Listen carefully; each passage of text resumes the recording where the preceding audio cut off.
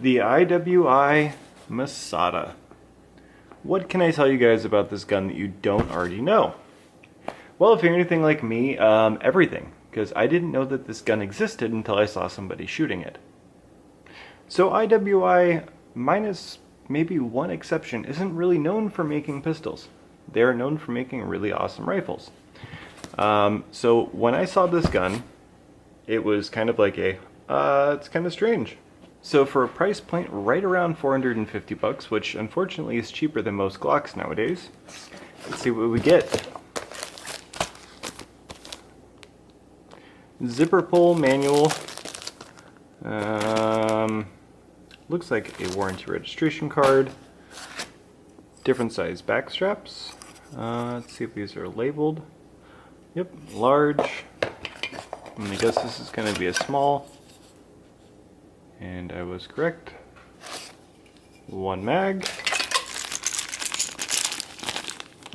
Plate adapters. This is going to segue into something that is pretty cool. And that is the fact that for sub $500, you get a gun that is not only a pretty damn nice looking gun.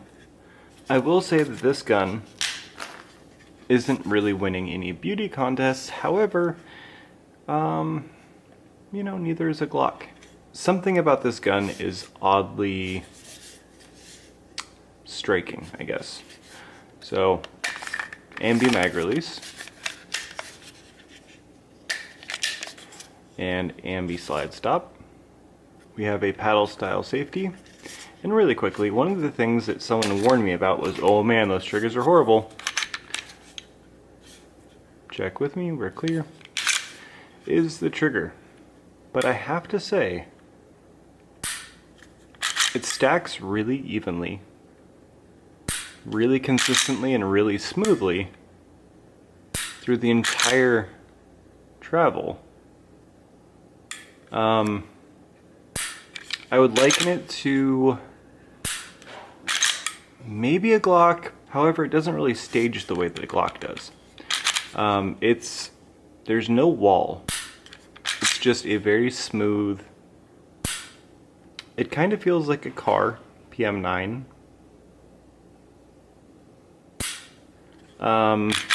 Mixed with a little bit of a Glock, but again, with the Glock you have that staged kind of squishy feeling, and it feels really similar up to here, and then a Glock would just break, but this one, you just keep sweeping back.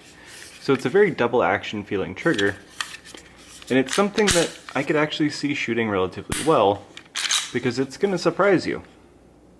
I mean, there's no real good way of getting good at tricking yourself into shooting a double action trigger proficiently other than actually doing it well. Standard 3-dot sights. The imported models did not come with night sights, however they are available. Before I forget to touch on it, magazine capacity is 17 rounds. And I mean, it's overall a pretty darn good looking gun. I have to admit, I like these back straps a lot. They're really unique in the way that they do them, as it is part of the gun, unlike a Glock where it's something that clips onto the outside.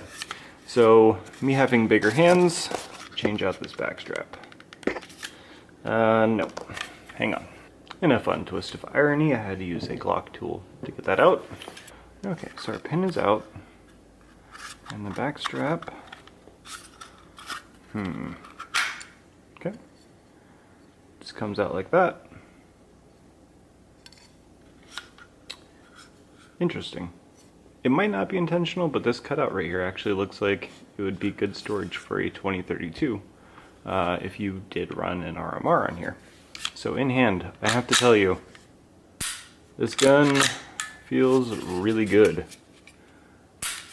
Alright, so before my OCD drives me insane, let's yank this one off, make sure this is the medium, check our medium back on. How does this one feel? Does that look better? This is why I'm not allowed to have back straps. Pin back in.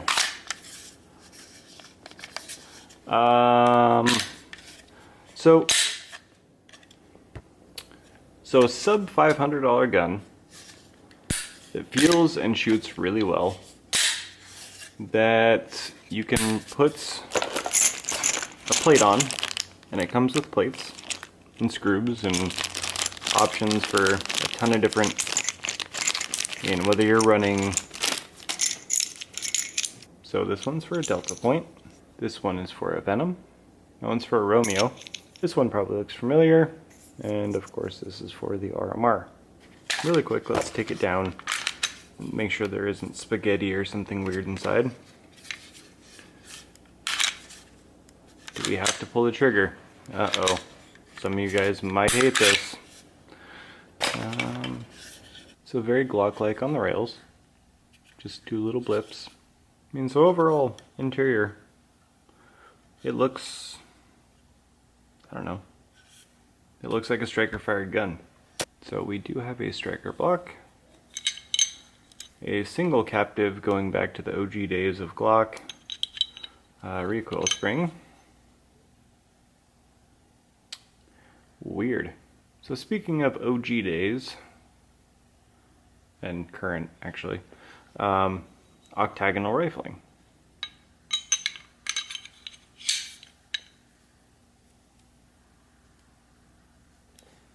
This, I'm willing to bet that I could put this in a Gen 3 Glock and it would probably work. So overall machining is pretty nice. We have relief cuts for saving weight. The only thing that I could complain about, and it won't, because it's a sub $500 gun, is it doesn't come with night sights. Only comes with 2 mags. And finding a holster for this is probably going to be kind of awkward, though this looks a lot like a VP9. Also kind of looks like, that was weird. Again, kind of looks like a VP9, kind of looks like a PPQ. I'm sure there's some Kydex holsters out there that would fit this no problem. And we have a gigantic oversized extractor. Always a fan of that. I've never personally had an extractor break, but it's my understanding that shit happens. So overall, the IWI Masada, I like it. I think it's pretty sweet. Again, if you compare this to your other options right around the same price range, you're looking at stuff like, I don't know, the Taurus, the Canik TP9, not even anymore, they're up there in price now too. This wouldn't replace a Glock for me, but the fact that it's ambi, and so it's got pretty much all the features that anyone would realistically want or need on a striker-fired gun. And the one that I shot grouped extremely well. Like I said, anticipating a very stagey, but not weird, double action feeling trigger. It's really hard to anticipate the break. So it kind of forces you to keep yourself on target until that shot breaks. And it's a gun that I shot really well, really easily.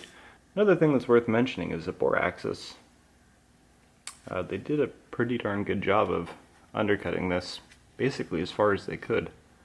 So, good job IWI.